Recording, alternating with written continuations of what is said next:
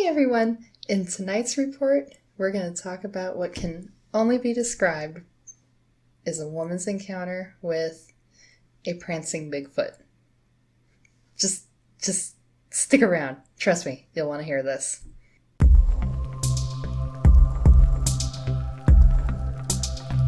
So tonight's report is from the BFRO. It's their report number 43120. It's a Class A sighting, and the researcher on this case is W. Gibson.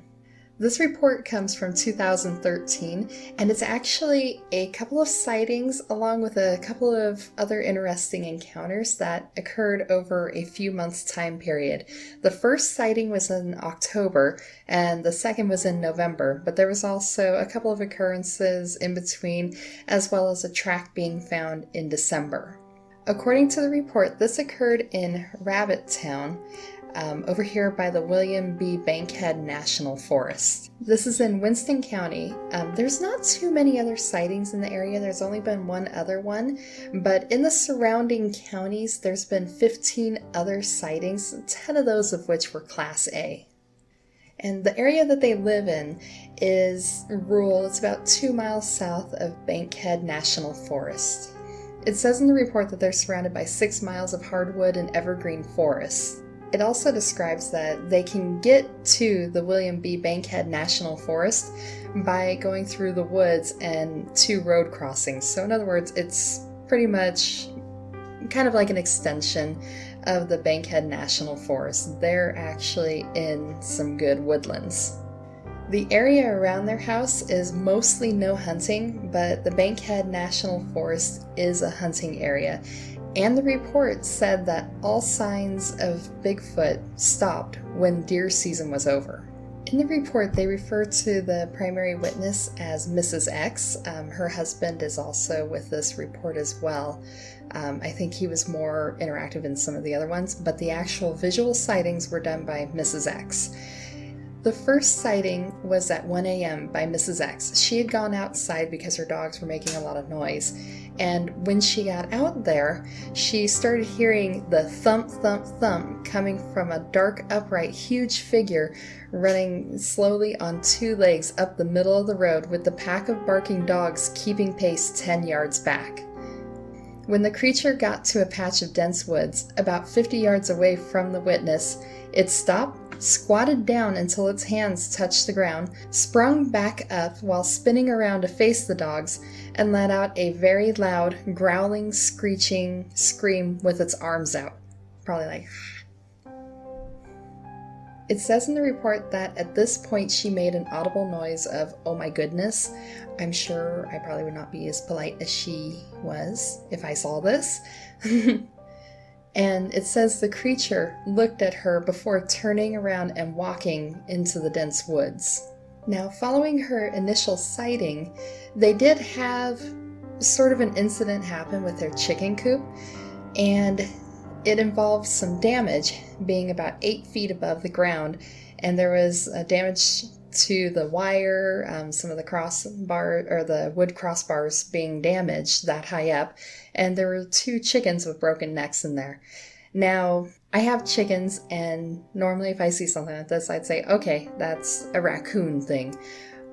But many of their caged quail, located in the same barn, have disappeared over time at night from an enclosure which requires hands to open. The cage is always shut in the morning. So I'm not as quick to dismiss the whole damage to the chicken coop and the broken necks of the chickens, because they're already having problems with quail that are in a cage that has to be opened with hands, and they're already having problems with those ones disappearing too.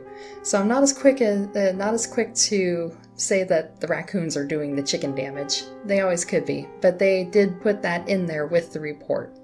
Now, the second encounter happened in November, and it was at 4:45 p.m. Now, mind you, this is still the part where you've got daylight saving time going on, so it was daylight still, and she was able to actually see the creature.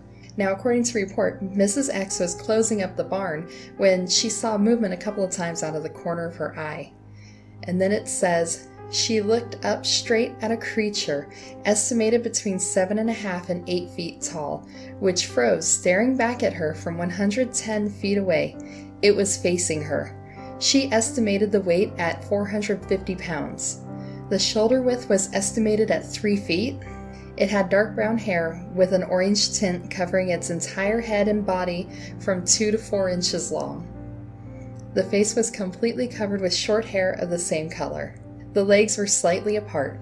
The feet were out of sight because of the curvature of the downhill slope, and the arms were hanging straight down with human-like hands. And the nice thing with this report is she did make a drawing of what she saw at that moment. Right here. This is what she saw. Here's the human hands. The legs aren't very visible because of the grass there, and fully covered with hair. And looks like she was able to put in some details of the facial features too.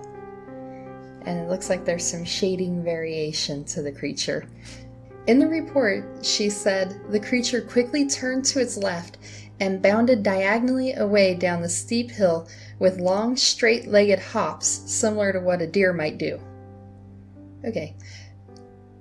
When I hear that, I'm imagining 4 legs going boing, boing, boing, boing. It didn't say, though, that it got down. Okay, so maybe they're talking about straight legs with the back legs, and it's going boing, boing, boing, boing. Like that, 2 legs, straight leg down. Oh, okay. The arms were swinging, right foot and right hand forward, left foot and left hand forward.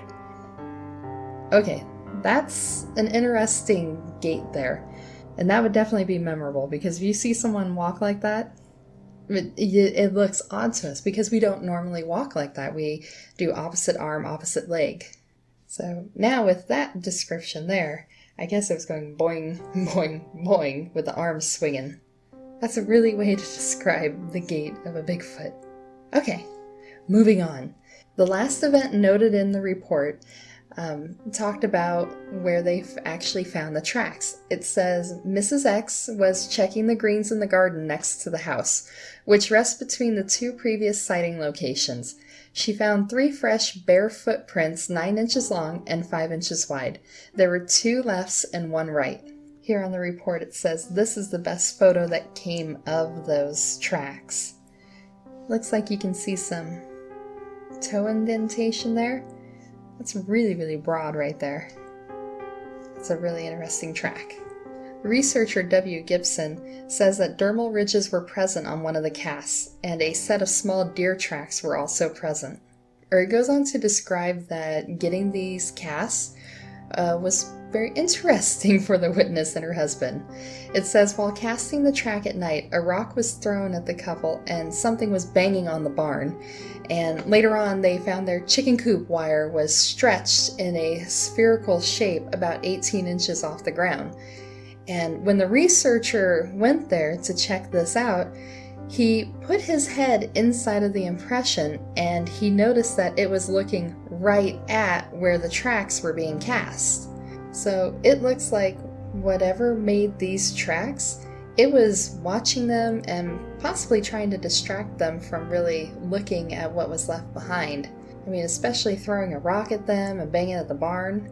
And the fact that when the researcher looked through that spherical shape, he was able to see where the tracks were being cast.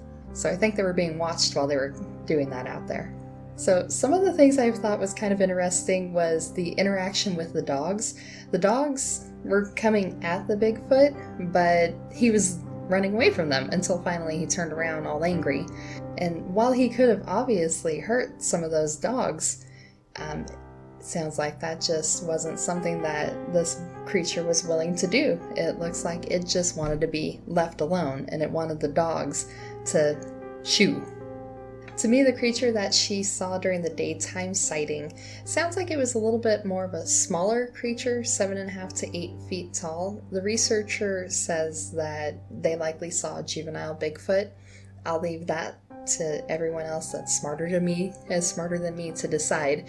But she did say that she saw the tracks out in the field area that it went through, that it bounded through. either this way, or this way. And the stride measured about 6 to 7 feet. Now, walking stride, yeah, that's way bigger, but this creature was doing a bounding motion, it sounds like. And the average sprinter for humans can have a stride of 6 to nearly 8 feet. So the stride isn't really exceptional, especially considering that this creature was bounding. Its stride matched about the average human sprinter. Also in the report, the researcher noted that the wife said the creature behaved as if it was more afraid of her than she was of it, and that she believes that it was the same creature on both occurrences. To me, it seems like the first one, the one with the dogs, that one was just happenstance. The second one, though, that seemed more of a curiosity kind of thing, because that was daylight. She's out there by the barn closing it up, and it's just, hey, checking you out there, that kind of thing, only 110 feet away. So I don't see scared being part of the MO there. I don't really see anything that screams scared to me, but it does sound more curious. And on top of that, when they were casting the tracks, it seems like this creature was a bit more assertive than it was the other times. I mean, throwing rocks at people, that's a little bit more, hey, paying attention to you. But at the same time, while they were doing that, the rock did land quite a distance away from them, and it was a lot of noise making. So I wouldn't say it was an aggressive thing. It was just maybe a little more assertive, or maybe a little more pay attention to me-ish. And if it's a young one, that could very well be what it was wanting, was some attention. Whether it just be look at me kind of attention, the way kids do. Okay, now about that bounding, prancing gait thing that was going on, whether it was the deer hoppy or, that, or boing boing, one of those things. I did do a little bit of looking into why the creature would have done a right leg, right arm, left leg, left arm movement. And I actually found a lot of interesting information. Now, the ancient Greeks, when they were doing the Olympics, they actually kind of found it as a part of their training and part of their challenge to do that. So if you look at this image here that is on BBC, you can see that this arm goes forward, that leg goes forward.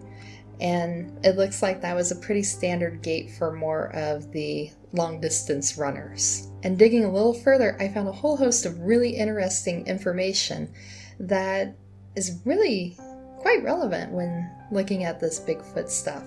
And I found all of this information on tofugu.com, and it's about hacking the way you walk with Namba Aruki. I may be saying that wrong.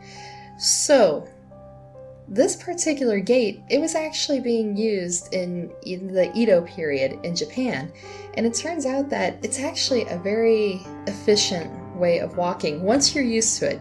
If you just go out there and try to do it right now, it's going to take a lot of energy. But as you get used to walking this way, it actually keeps your body portion here, your torso, from doing a lot of twisting movement. It keeps it very neutral. So you see, in this position here, this is our regular walking way, the one hand forward, the opposite leg forward, and it causes a twisting motion in both the lower torso and the upper torso. But with the Namba Aruki way of walking, you see your shoulders are level, your hips are level. Now the reason why they use this style of walking during the Edo period is that express runners who would be running messages, basically the Japanese version of Pony Express, I guess, you could kind of look at it, no ponies involved, just humans. They would have to go about 300 miles on foot, and they were able to do it in 6 to 8 days. Now that's a pretty good pace. And this here shows the route that they would be going. And if you've looked at anything on Japan, I doubt that that is flat, sandy beaches. Now, where it might pertain to Bigfoot is that this style of walking, you're not actually falling into your next step like the way that we do when we walk. Instead, you're kind of planting your feet more intentionally, and it's kind of more of a flat-footed walk. In Edo, Japan, the reason why they wanted to walk like that also, even within the city, is that this movement kept a lot of mud and stuff from splashing up onto their clothes, and it just overall kept them cleaner. Also, since their body wasn't moving as much, if you were carrying a sword, it wasn't banging around like the samurais were. So looking at it from a Bigfoot related point of view, they're going to be leaving flat prints. They're not going to be sloshing mud everywhere all up their fur and stuff and getting those little mud balls that happen on furry animals running through mud. But also, it'll probably give them a much smoother movement, not so swingy and banging into the brushes as it's walking. It's just going to be straight through. There are a lot of other reasons why us humans would probably adapt this walking style like they did in the Edo period, but primarily a huge key point is that there's less strain on your body by climbing steep slopes or stairs in the Namba running style. And in fact, if you're a hiker that goes out there with trekking poles, you probably actually naturally switch into this mode of movement as you're going up and down the hills. Your right leg, your right trekking pole. You lift the pole up there, you plant it, your foot plants on that side, and you do it on the other side. It actually comes to us naturally as we're going up hills. It's quite awkward if you've got trekking poles to do a right leg, left pole, left leg, right pole. So if we naturally fall into it, I would see it quite reasonable that if a creature's out there always going through up and down terrain, long distances. So for me, looking at this and the information about how this particular gait works and the advantages to it, I actually find it really reasonable that this lady would describe this creature having this gait. It looks awkward to us just because we're not used to doing it, but if they're always going up the hills, naturally going into the same side movement with the leg and arm, it makes sense that they would probably do it pretty much all the time. And that also helps explain why we may be seeing, dermal ridges on these tracks, but they're flat more instead of the, step down on the hill and smush forward. So this walking style is what really stood out to me in this report. It's something that you don't really notice first when you're reading through it, and when you try to look up stuff about this particular gait, it was actually really hard for me to find information on it. It took me a long time to find information about if humans have done it, why they did it, the advantages to it, and when I read through it, it actually makes a lot of sense to me. It makes sense because these creatures are going to be going up and down hills, doing something that we naturally transition to. They probably just do it full time. And having a massive torso, it probably makes a lot of sense to not do so much twisting like this. Instead, they keep their torso neutral and just keep going forward. It helps them to prevent having to bang into things as they're walking through a swinging gait. Plus, it does actually help explain a lot of those stamped down kind of footprints, because this particular gait, you don't fall forward into your heel, you actually step down almost flat-footed. So for me, finding this report and actually digging into this, it really just helped explain a lot of things for me. So what are your guys' thoughts? I mean, this Bigfoot wasn't killing the dogs, but it definitely wasn't acting friendly. Do you think that the dogs were really trying to get at it as a predator, or do you think maybe it was out there bothering the dogs and that's what happened, and usually they're a little bit more neutral towards each other? So what are your guys' thoughts on this creature? I mean, it looks like it was a small one. They're saying it's a juvenile. I mean, do you agree with that? I'm thinking that it probably was. I mean, especially since the stride wasn't that big, the foot wasn't that big. I mean, it was only 9 inches long and 5 inches wide, so it's not, those big gigantic ones that you're hearing people talk about. But she did say that she clearly saw this creature, so I don't think it's Hillbilly Bob coming out there and, trying to mess around with her. So what are your thoughts on this creature? I mean, do you think that it's a juvenile, as the researcher concluded? Me personally, I'm kind of leaning towards, yeah, that's probably a juvenile, especially because the feet are small. But, let us know down in the comments what you think about that. And also, what do you guys think about the information about the way that it was walking? I mean, isn't that really cool information? The Namba Aruki way of moving. I mean, it's kind of a big answer to a lot of questions that a lot of people have had. I think that it's something that should really be looked at more. Maybe instead of people just looking at a footprint that's pretty dang flat, instead of just dismissing it outright and saying, oh, that's a stamp. Oh, somebody just stamped it out there. Maybe we need to start looking at those a lot closer and, looking for dermal ridges, looking for other signs that they're a legitimate print. I mean, what do you guys think?